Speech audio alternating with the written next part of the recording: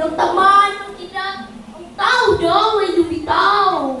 Ang sabi naman ng iba, tao'y galing daw sa unggoy. Pinangangalandangan, tsorya ng evolusyon. Pinagpipilitan ng maraming marunong. Kung yan ang totoo, bakit meron po ang baboy? Ano nga ba talaga, mga ating mga kuya? Alam na ba natin kung bakit tayo nilikha?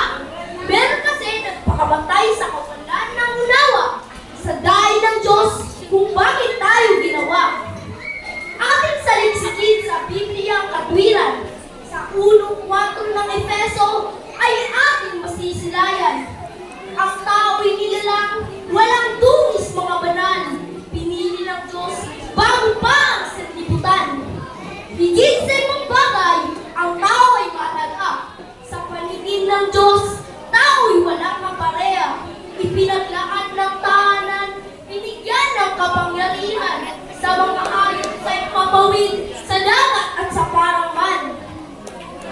Ang utos ay banal at matuwid at mabuti.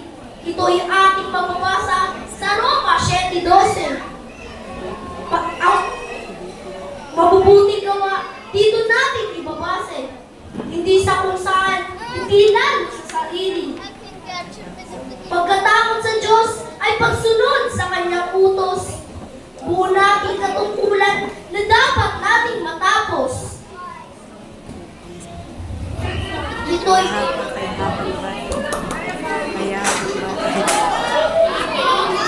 Kaya abang batay. Kaya abang batay.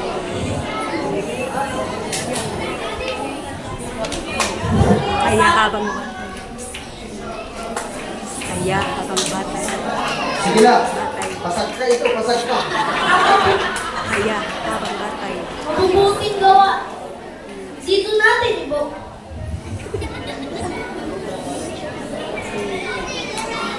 Kaya habang batay. Gusto mo, matarik bro.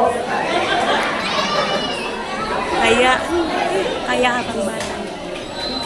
Kaya habang batay.